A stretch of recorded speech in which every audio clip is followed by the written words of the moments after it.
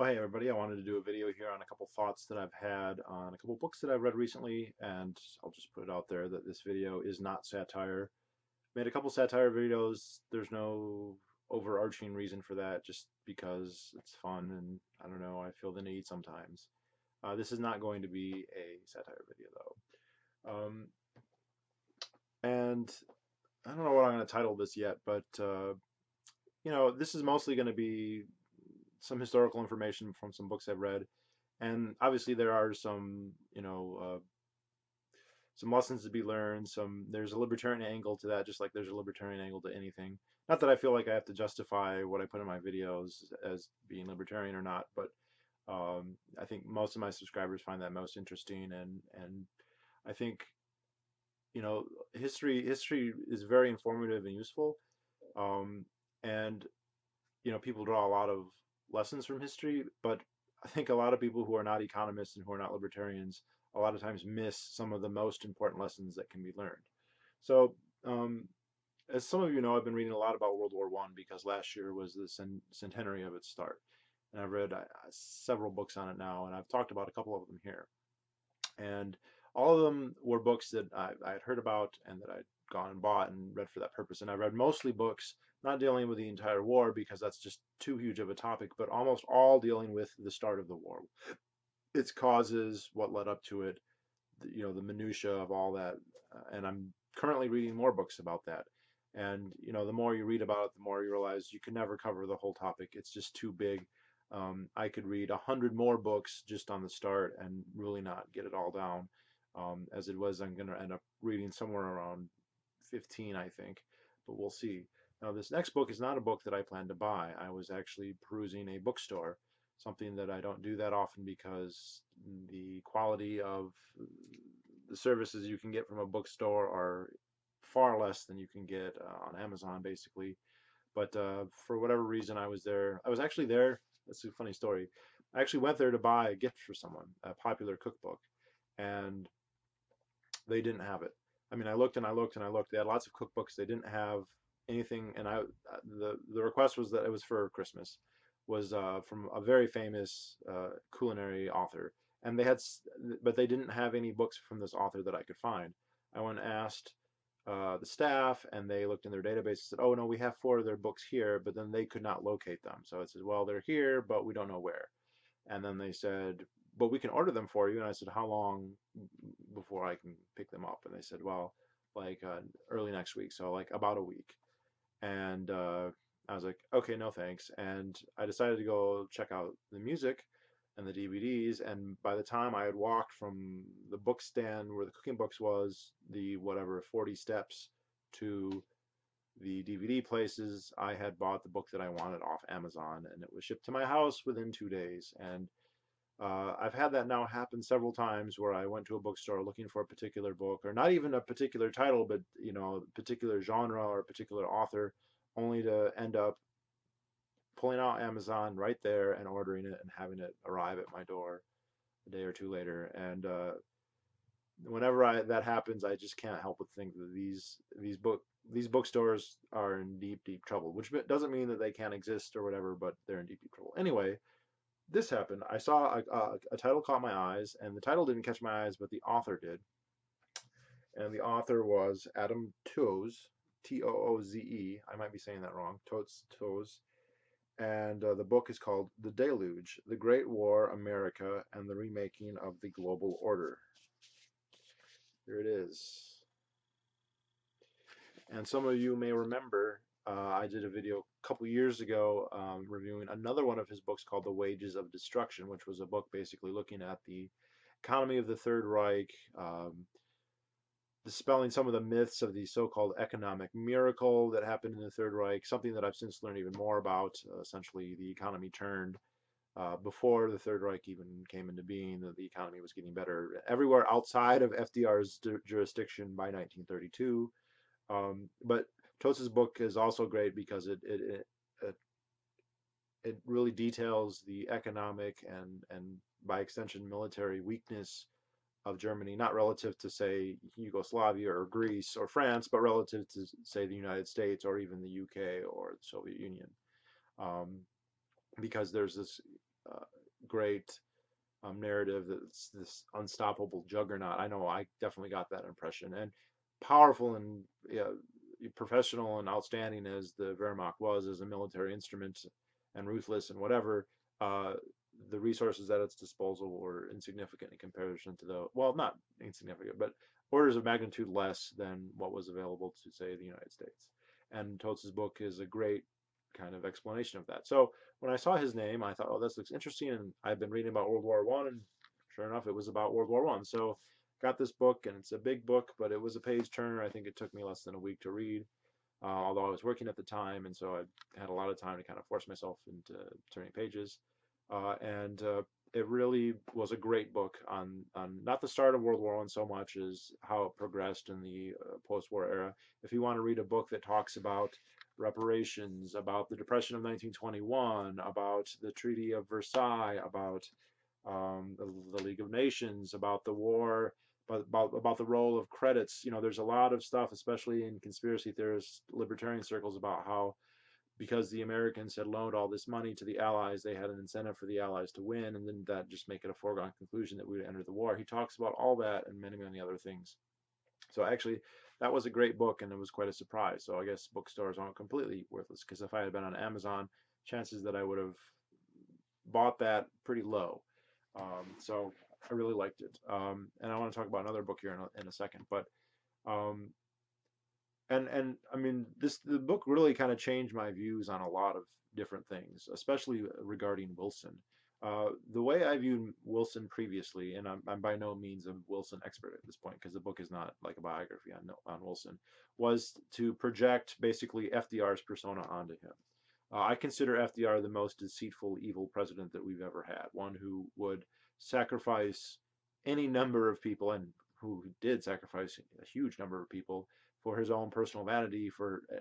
He had no, I mean, he lied so much and was so pragmatic in advancing his own perceived greatness that you can't really identify an ideology, right? He may have believed in socialism or fascism or democracy or whatever, we don't know. But whatever he did believe in was completely secondary to whatever he thought was best in, enhancing his own image. He wanted to be seen as a great president. If he thought being seen as a great president meant assuming dictatorial powers, and that's what he would do. And in fact, for most of the start of the New Deal, that's what he did. Once the war started, he realized, I'll be seen as a great president if we win the war, and he completely had a hard break with all the stuff he had done previously in order to achieve that. And so, did he really have beliefs about one thing or the other? It's possible. It's really impossible for us to know, because he could say or do anything to advance, his pragmatic desires. So there's that. But and in regards of the contemporary wars between these two, World War One and World War Two, of course, Roosevelt was very keen to get the United States into World War Two, because I mean, you could argue, well, he understood. I mean, this is the generous kind of interpretation, is he understood the long-term threat of the Nazis and of Japan, and these isolationist Americans had no idea about the threat that was brewing, and if we had not gotten involved, this threat would have um, you know eventually destroyed us or whatever, and it was his farsightedness that caused him to be in favor of war. That interpretation is extremely problematic. The idea that the Germans and the Japanese were going to take over Eurasia and Africa, and then, of course, a few years later, North America, is uh, very, very dubious. It's in the realm of science fantasy, science fiction. Um, if it also ignores the fact that we ended up kind of doing that anyway. Instead of Nazi Germany and Japan, we ended up with communist USSR and communist China. And it's kind of hard to conclude that, well, those are great or preferable to what could have otherwise had. It's very difficult to say what would have happened. In fact, you can't with any degree of certainty, which is precisely why you can't go back and say he must have been right, um, for his farsightedness. But I always kind of projected that image onto Wilson. I always thought, well, Wilson just wanted us to get into World War One, for his own reasons, and this book really challenged my thinking on that. Not that Wilson wasn't willing to go to war; most certainly he was. We did go to war, but Wilson's apparently, and this is coming from him, and it's well sourced, so I'm not going to assume that it's wrong, but his view of American greatness was much. It was to have implied to have such power that it didn't need to be exercised. His idea was that he could force a peace without actually becoming a belligerent on either side. That by simply withholding U.S. support or threatening U.S. invasion or participation one side or the other, that this alone would be enough. And he sort of almost achieved this. It seems now in hindsight that it was a foregone conclusion that the U.S. would come on the side of the Entente or the Allies, or especially Great Britain, where there's this kind of perceived automatic affinity. Although, if you go back far enough, there's no real reason to assume that. Obviously, Great Britain and the United States have had disputes in the past, uh, very severe ones. In fact, the United States and Great Britain are the only two countries that can really have hurt each other. The Great Britain has burned D.C. Great Britain has caused more problems, has been a greater threat to the United States than any other state has ever been, and likewise the United States, when it fought, the Great Britain has had more victories, say, against the British Navy than any other force has, and is clearly, I mean, we never fought since the United States became hegemonic, but I don't think there's any question that that would have been, the UK has never faced such a foe before. Um, but uh, back then, I mean, so it's only through the last 100 years, in hindsight, that we kind of assume that there's a affinity, an automatic overriding affinity between the two. And I mean, a political affinity. Obviously, there's a linguistic and a cultural affinity, but there's also important differences. Americans are not Englishmen. Even the ones who are of English descent are not Englishmen, really. And many of them are not of English descent anyway. Uh, but when the war started, the first real provocation that angered a lot of Americans, well, there were several. The German invasion of Belgium, and it angered a lot of people, and rightfully so. I think at Foch, the French premier president, uh, was once asked who's going to be blamed for the war. What are people going to say in the future? And he said, "I know what they will not say. They will not say Belgium invaded Germany." And that's absolutely correct. And I'm going to talk about that in a little bit here because I think that covers a broader philosophical point that bears elaboration. But the second big thing was the British blockade. The British basically set up a blockade, and they said no goods can go to Germany. Now people understood the idea of blockading, say, munitions, arms, gunpowder, that sort of thing, soldiers. But the idea that you would blockade food and medical and all sorts of trade, that was a radical departure of what people accepted as okay. Not to say that that never happened. Obviously, if we go back into the Middle Ages and people besieged cities, they weren't letting people go in with carts of hay. But the idea was you keep it between the belligerents. And the British Navy and the British government and the British military had said no. Like these are people wars. The states today they control all the resources within their society, and basically anything that goes there is fungible for war ends. Butter and wheat and iron ore and bauxite and all these things, uh, they translate into military ability, and so all of them uh, will be stopped. And that's what they did. They launched this blockade of Germany, and many Americans felt we're neutral. We should be able to trade with Germany. They did do a lot of trade with Germany. Um, and this was a major problem in the United States. And in fact, at one point during the war, the Germans actually managed to like sneak submarines into, I think they went to Baltimore, someplace in the Chesapeake, and bought a whole bunch of war supplies, and nobody, I think that was in 1916, and it was completely, that was a big media fair festival, and it was considered completely legal. But in response, the Germans kind of one-upped it, and they started unrestricted submarine warfare. They started sinking every ship that was going to Great Britain. They said, "Well, we can't blockade Britain because our navy is, only 50% as big as the British Navy," and it was so expensive that they were afraid to even really use it, which is another kind of interesting topic to could talk about. But so they were sinking every ship that was approaching the British Isles. This so-called unrestricted submarine warfare. Now, this is the difference between, stopping somebody and barring his path and just killing him. And it is obviously an escalation, an understandable one from a desperate person, but still probably not the best decision. So what ended up happening is the Wilson administration sent a letter to the German government. They said, look, whatever you guys are fighting, we're neutral. But they said it was I don't know if the Wilson administration and the Secretary of State worded it this way on purpose or not, but they said that they would interpret continued unrestricted submarine warfare as quote unfriendly. And the German Foreign Office examined this letter in great detail, and we're wondering, are they basically laying down what would be a casus belli? Are they saying if we continue this, that that does unfriendly mean war? And they decided that's what it meant. And so unrestricted submarine warfare was suspended at that point. And I think that was in 1915. And of course, the amount of tonnage that they were sinking dramatically reduced. If you could sail to Britain with a British flag, you could get sunk. But if you sailed there on an American flag, presumably you wouldn't get sunk, although I think it still happened, just not as much. So obviously, as much trade as possible was taken on Dutch ships or Danish ships or Swedish ships or American ships. Mexican, whatever. Wouldn't be surprised if there were some small municipalities that suddenly had huge numbers of ships on their rosters. Um, so, in the restoration of unrestricted submarine warfare in 1917 is something I'm going to come back to in a second, but I just kind of want to overview kind of Wilson's view on this. Now, uh, the Allies started borrowing a lot of money from the United States, getting most of the munitions from the United States, or at least the raw materials. The United States wasn't manufacturing that many, planes or tanks. If you know, like the American Expeditionary Force, when it finally went, they didn't fly American planes. They flew French planes. They didn't. Everything they had was built by the Allies, but a lot of that raw material was coming from or refined to some extent in the United States.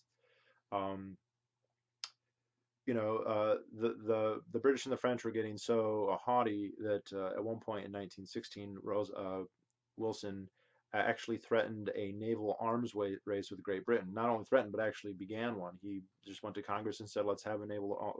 Let's build a navy." The United States had been content with a navy that was the third largest in the world after the UK and Germany's.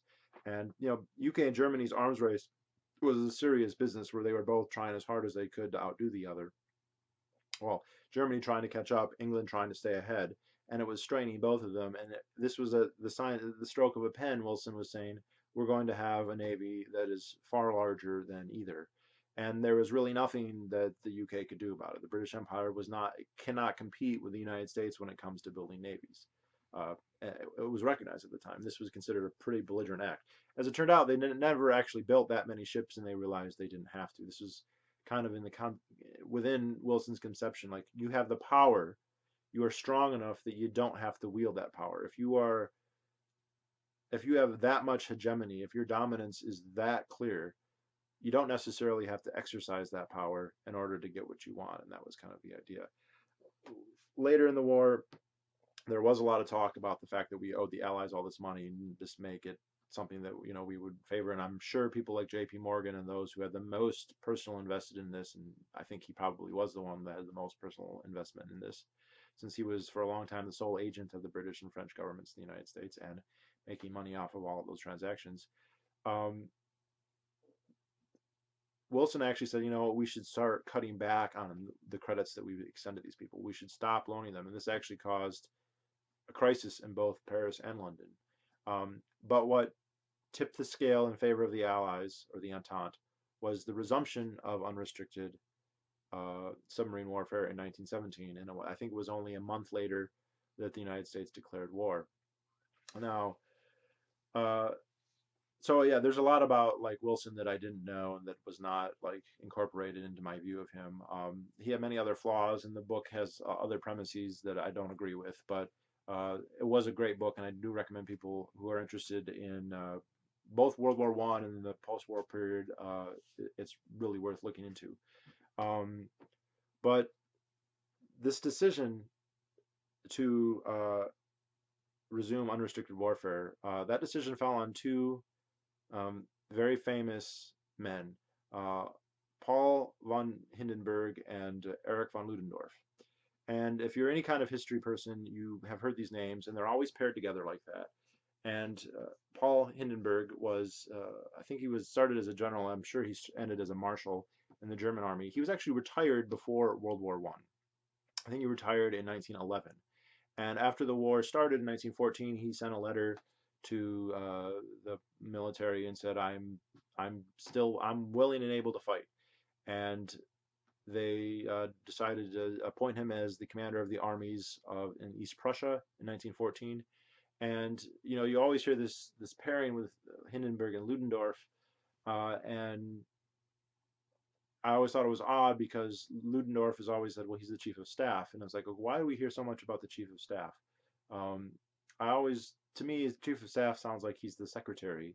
And so why did we even care about this guy? Why is he always paired? Well, the Prussian military and the Imperial German military, which is essentially the Prussian military, um, it was very interesting in the sense that it wanted to be as powerful a military as possible. It wanted a meritocracy. It wanted to have good commanders, who were competent and had good experience. But it's also from a very, very classist society with a very, very rigid hierarchy.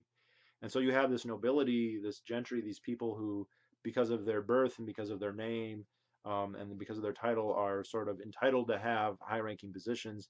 On the other hand, you don't want incompetent people to be in charge of armies just because of their last name, and you don't want to bar competent people from having control of military units because they don't have that last name. And so the system that kind of worked out was a dual system where you would appoint a titular head of an army who has all the right pedigrees, someone like Hindenburg. They have that von instead of a van in front of their name.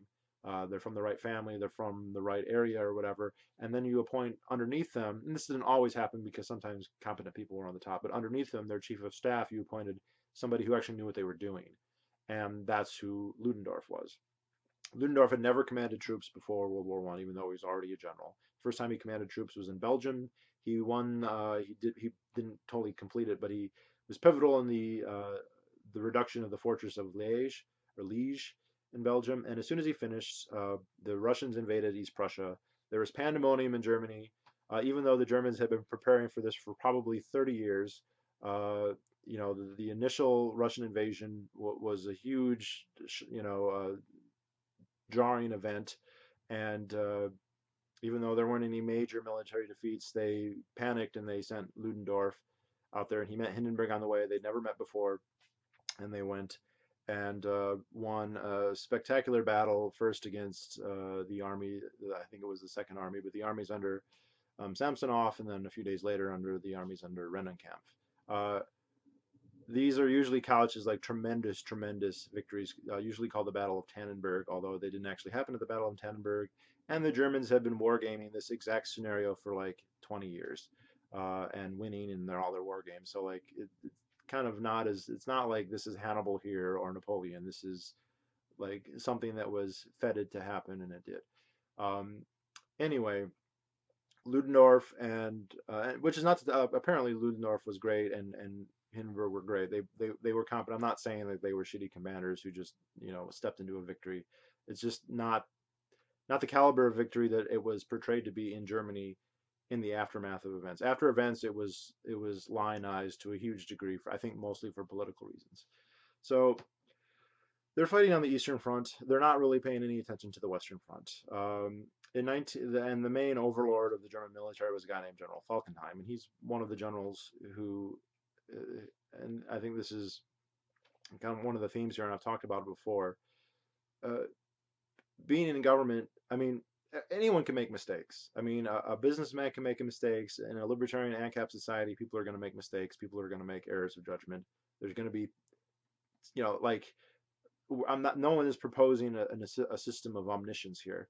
But I think an argument can be made, though, in a government system, there's a certain myopia and there's a certain type of mistake that you're not going to get otherwise, and that the costs of these mistakes can be astronomically more. And if we look at World War One, we can see a couple of these miscalculations happening, and from the German military. I mean, they happen on all sides. Don't get me wrong. The French had made horrible, huge mistakes. The Russians made mistakes. The Austrians made suicidally insane mistakes in terms of what they did. Literally, I mean, the Austro-Hungarian Empire ended as a result of the decisions of the Austro-Hungarian Empire.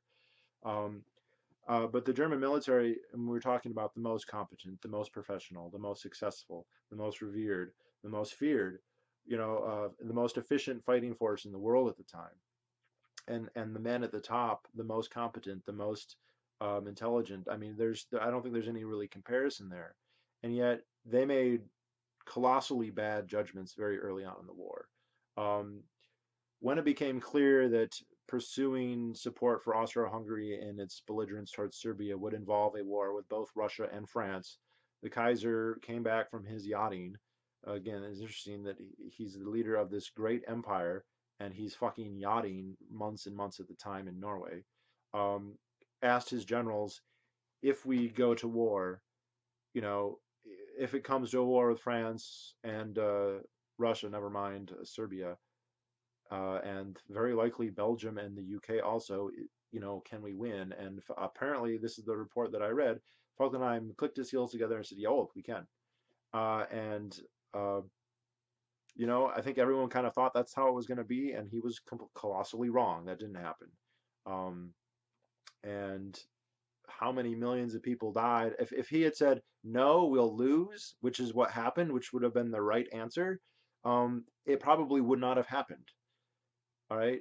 Um, but since he said we will win anyway, despite those odds, because they thought that they would be able to defeat France in like 7 weeks or 8 weeks, um, you know, the war happened, and the perspective that he has is limited and defined by his position within the state. And of course, you're talking to someone like Kaiser Wilhelm, who's thirsty for glory. He's thirsty for reputation among, the family of monarchs in Europe. But he's someone who's not going to be on the front lines. He's never going to be in the trenches. He's not going to be invading fortresses or anything like that. He's going to live in his palace and whatever not. So it's very easy for him. It's like playing a game of Risk, except it's real. And when you lose pieces, that's tens of thousands of people dying. But that's his perspective on it. He doesn't have the perspective of the person who's going to actually do that. Now, doesn't mean that you're necessarily always wrong, but it does change your priorities quite a bit. So, uh, and it's interesting too, because when they were talking about invading France and the idea that, well, we have to invade Belgium, the idea that the consequence that this would include a war with Belgium, which wasn't totally insignificant, and the fact that this would also include a war with Great Britain, which was certainly not insignificant. It's interesting how belligerent they were anyway. And I did a whole video called, what is it? The Coming of the Great War, or something like that. And I covered this in more detail. It's interesting that once the United States started to get involved, they became much more cautious. And for a time, they acquiesced to the United States' desires and stopped uh, unrestricted submarine warfare. Um, After 1916, Falkenhayn was deposed. He basically gambled that by attacking Verdun in France, that he could destroy the French army and win the war. And although Verdun is the largest, bloodiest battle of World War I and one of the bloodiest battles in history, and I think the casualties are something like 900,000 on each side or some ridiculously absurd amount, it failed. He was sacked, and Ludendorff and Hindenburg became overall commanders of everything, and they had not been paying close attention to the Western Front. And when they took control, they saw things were very, very, very serious. And one of their early decisions, as soon as they came back to power, was like, we can't afford to fuck around. We're in a life or death struggle here. The Western Front could break at any point. We're behind in terms of, you know, troops and guns and all of this, in spite of the fact that the Russian opponents were crumbling and soon to be embroiled in a revolution and out of the war. Oh, and Tooze's book also talks a lot about Brest-Litovsk and all that stuff. So if you're really interested in that, and also like the occupation of Russia / the early Soviet Union, the negotiations with Trotsky. Wow, there's a lot of stuff in that book that I'd never read before. So again, if you're interested in that, totally, totally worth it. Um, so they made the decision, we're going to start unrestricted submarine warfare again, even though within their own government circles it was believed this would cause war with the United States, which is in fact what happened. And in retrospect, it's like how many you could. There's no way they could have sunk that many more additional ships to make up for the fact that this is going to cause a war with the United States. It is a colossal miscalculation, one of the biggest, most momentous miscalculations in the history of warfare and the history of the world. Um, Ludendorff and Hindenburg, and it's a good question who is deciding what. I guess Hindenburg was oftenly jokingly referred to as General Was denkst du? What do you think? Apparently, Hindenburg would just defer to Ludendorff all the time. Someone would come like, "Oh, there's a problem X, Y, and Z," and Hindenburg would turn to Ludendorff and be like, "What do you think?" Which is interesting. He's the commanding general, and yet he is constantly deferring to somebody else. Um, anyway, so World War I ends. They get defeated and quite severely. And kind of the other interesting thing is after that I read that book, I read another book on a slightly different topic, although with many of the same characters and also some of the same lessons, and that is Hitler's 30 Days to Power, January 1933, by Henry Ashby Turner Jr. And this book's been out for quite a while. The Deluge is new. I think this book has been in print for a while. And it only covers basically that 1 month period in January of 1933 when Hitler came to power. And I remember years and years and years and years ago, Buttigieg, the anarcho-socialist, made a video where he just kept saying Hitler was not elected. Hitler was not elected. And you know what? Buttigieg is right. Hitler was not elected to power. He was appointed legally. Hitler took power completely legally within the Weimar Republic's laws.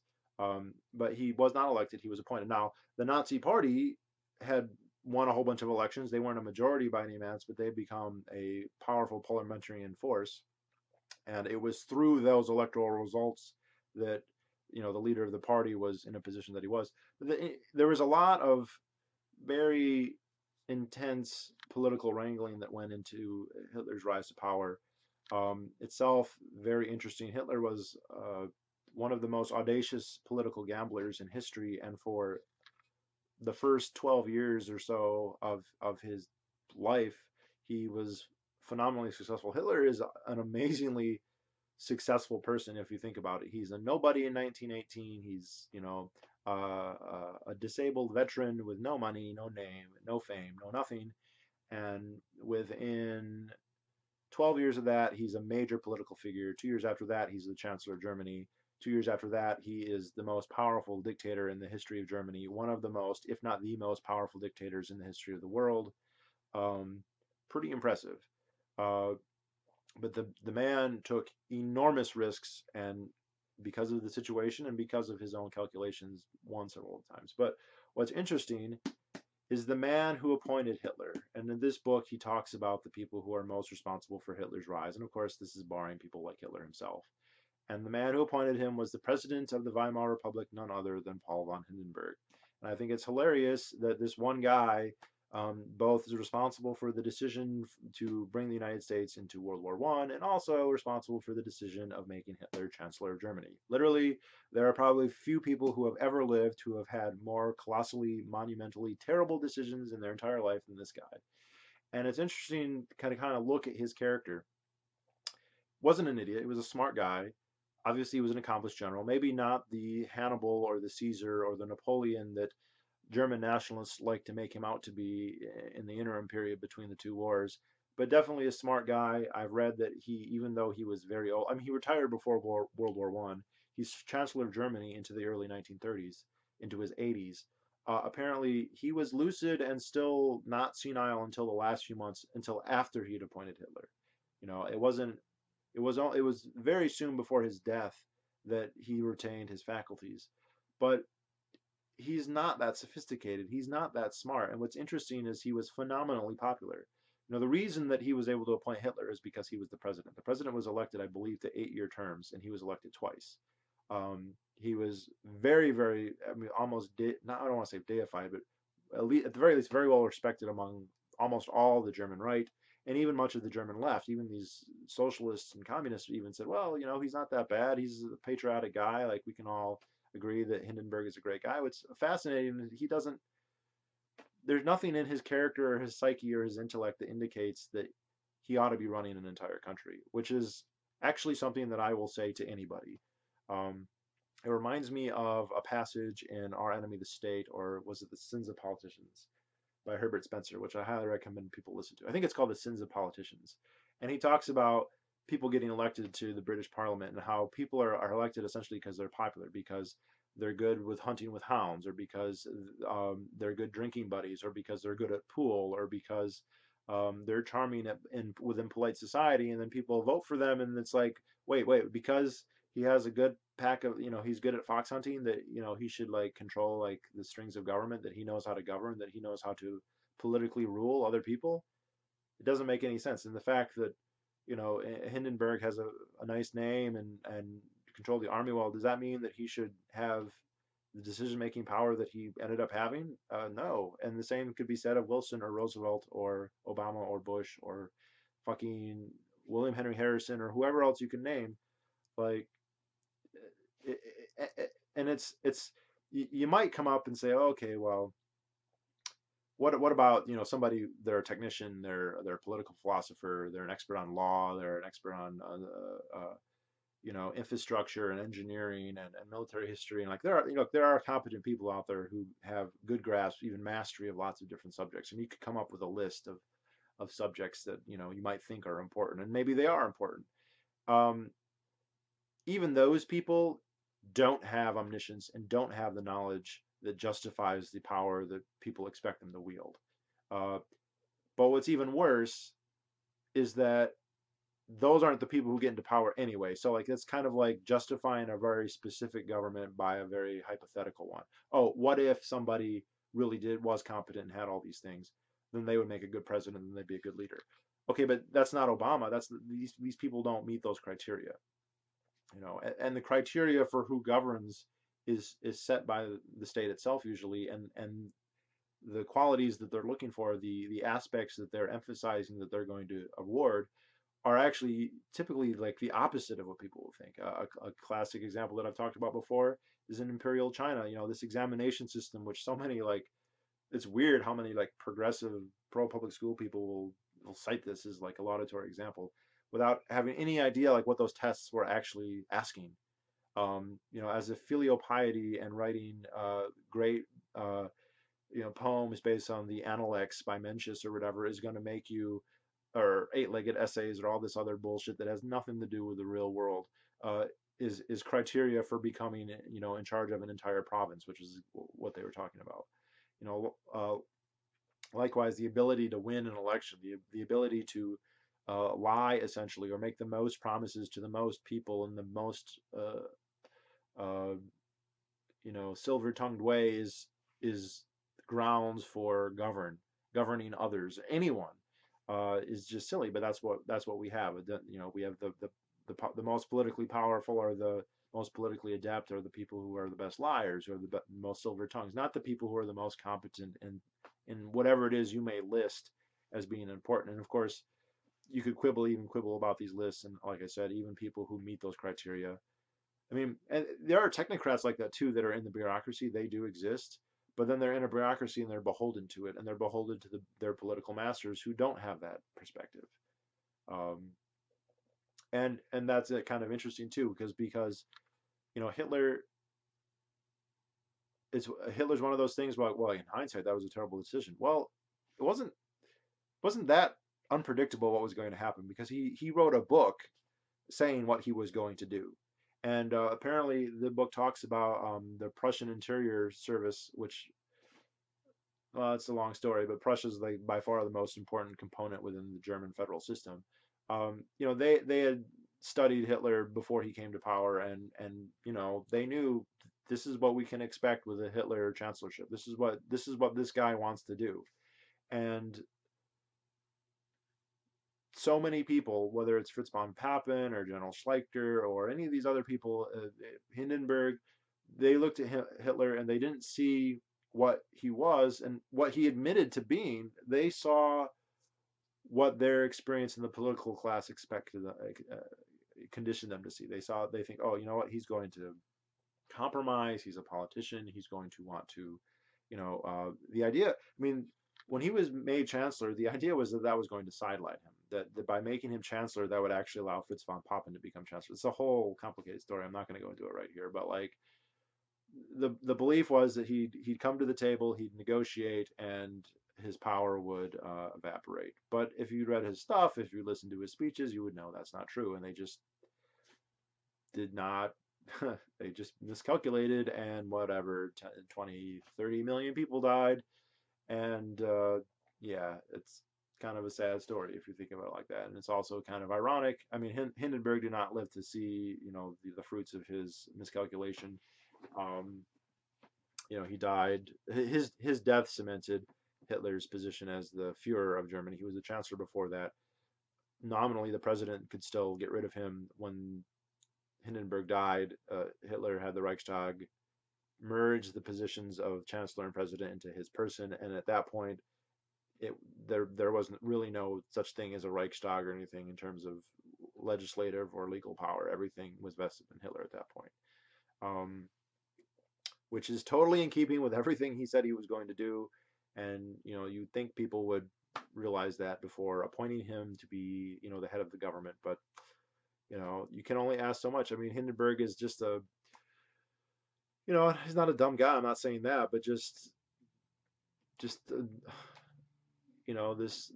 Junker gentry person who was should not have been running a whole country, and the idea that anyone should is preposterous. But the idea that like the people who get elected are just the popular ones. Hindenburg was unbelievably popular, even despite his colossally bad mistakes. I mean, it wasn't. I don't think it was a secret. I'd have to look into this. I don't think it's a secret that like it was he and Ludendorff, and like if Ludendorff came to the decision, Hindenburg still had to sign off. So like they're both culpable. Um, wasn't it wasn't it him that lost the war? I mean, like Germany did not win World War One. I know there's this whole they were stabbed in the back bullshit, and I don't know how anyone could have believed that.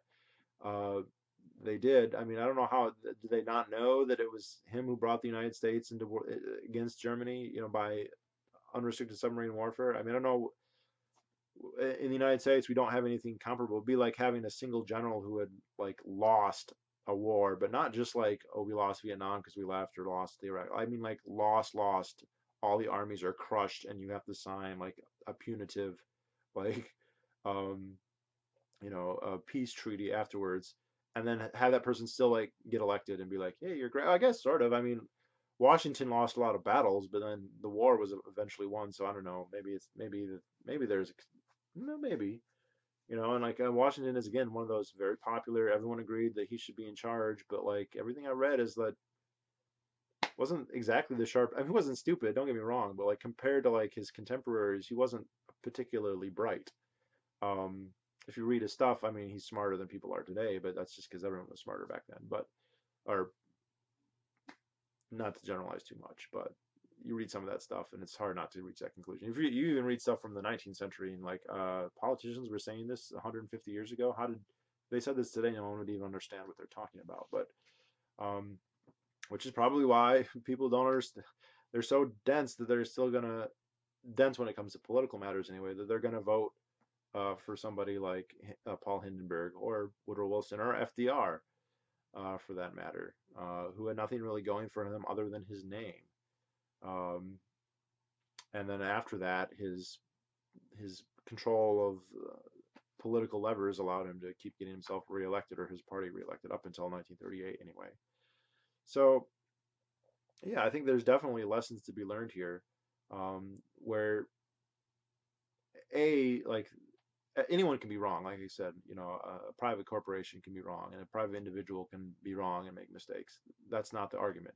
The argument is that there's certain systemic types of errors that are going to be made. That there's a myopia, a bias, um, that is engendered to people who are within the state system. There's a divorce. They're divorced from the market. They're divorced from society in a way. They're not truly above society in the sense of a deity or whatever, because government is part of society, just like everything that's human is part of society. Um, but one's own personal biases, one's own personal prejudices are able to be much more pronounced when there's no or much less anyway, of a restriction against them. You know, king and monarchs classically, they could indulge whatever funny ideas that they had. You know, and even with uh, democratic parliaments and legislatures, like that's not really much of a restriction. That doesn't really curb um, the eccentricities um, eccentricities of of politicians. And not only that, not only is there like this knowledge problem, the consequences are phenomenal. Like just the ones that I've met. I mean, under six submarine warfare, beyond the fact that like many thousands of people died because of that directly, the bringing in the United States into the war, the like the ripple effects is just astounding. And it's kind of hard to imagine a corollary of that into some kind of voluntary society. I don't know anything Walmart can do that's going to be even approach that kind of thing. And you know the the insulation from cost. And what's the worst thing that happened to Kaiser Wilhelm? He had to live out his days in fucking Holland. Oh my God! Like that's not such a terrible fate as opposed to the pieces on the board that he had killed. And a corporation or a private company that's not based on taxation, that's not based on automatically receiving income, doesn't mean they can't make a mistake, but like their skin's in the game. If they make a mistake, they're going to pay for it. So that gives them a better incentive to not be stupid and not to enact their biases. This German militarism, this is all based on Clausewitz and their history with the Franco-Prussian War and with the Napoleonic Wars. I mean, the Napoleonic Wars were still hugely influential in the thinking of Germans in 1914. And whatever merits there may be to that thinking and ideology, and there might be interesting things to be said about it, the idea then that that's going to still impart biases to those guys, pretty strong biases. The whole invasion of Belgium and bringing in that was very much, Clausewitz is very. It doesn't matter, you win. You just have to win. It doesn't matter why, and can consequences be damned, and like things like neutrality and civilians and um, you know human dignity. These things are all of these are completely secondary, and that sounds like pragmatism. That sounds like pragmatism to a military person, but pragmatically it failed miserably because I mean, invading Belgium made Belgium fight you, and it brought in Belgian allies like the UK, and then later it certainly helped with the US. It certainly helped that, like Fox said, Belgium did not invade Germany, just as France did not invade Belgium. Germany did. Well, I mean, was Belgium threatening Germany? No. And you know that kind of violence. It's funny that kind of violence is not considered pragmatic if it's done by individuals. Like if there was, say, a natural disaster here, and there was a food shortage, and I just took some of my weapons and I went around starting to kill my neighbors and said, I just want to be sure that I've got enough to eat this winter. That would not be considered okay, uh, unless I was the government. Then it would be, right. I mean, it's a one of these, and we run into these so many times of it's okay if the government does it, it's not okay if anyone else does it, and that just causes all kinds of problems. I mean, the justification for why, I mean, they don't even, it doesn't even deliver them the results. The German government said that they were fighting a defensive war, and like vis-a-vis France, they definitely weren't. Vis-a-vis Russia, you might be able to argue that they were. That's a whole other topic. Um, but again, it's like you can't invade France because of something bad Russia's going to do, and you can't invade Belgium because of something bad France is going to do. If yeah, like they just made themselves more enemies. They cast themselves into history as the Hun, which it was prior to World War I that they got that name. But basically, Kaiser Wilhelm told his soldiers to go out and act like the Huns and be barbarous butchers, which is like crazy that you would say that to somebody, but that's what he did. I don't know if that was. I think that was in regards to sending troops to suppress the Boxer Rebellion, or maybe to suppress the Hottentot uprising in Namibia. I'm not sure, one of those two. Um, but yeah, it's not pragmatic to just make everybody into your enemy. It's not pragmatic to make everybody hate you. It's not pragmatic to coerce everyone in sight, and not as an individual, not as a government. And that's that's a bias though that they have because of their position, because they can do it and get away with it. They're much more inclined to do so. Even if you could make an argument, well, in some hypothetical situations in lifeboat scenarios or whatever, like maybe it's justifiable or whatever. But you put someone in a position where they're not going to pay the consequences, or at least most of the costs of what they do. They're going to fall back onto that exceptional justification in less and less exceptional circumstances, to the point where they're using it all the time. And that's so obviously what's happened in the United States. So you might make an argument like, oh yeah, yeah, Pearl Harbor justified U.S. war, blah blah blah. Okay, fine. Uh, Iraq was not a fucking Pearl Harbor situation. Vietnam was not a Pearl Harbor situation. Korea was not a Pearl Harbor situation.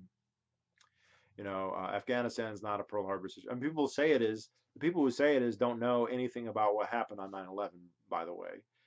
Especially the ones who think that Saddam Hussein had something to do with it. Um, like, and even the fucking Taliban. The Taliban had no fucking clue like what was going on, but whatever. And as if anything that we did there did anything to like prevent or stop or stall, or like, it's just falling back onto an aggressive, destructive policy. And again, that you might argue in some hypothetical situation might be understandable or justifiable, debatably anyway. But then that hypothetical is not met. Those conditions are not met in the practical world, but you're still going to use it as a justification.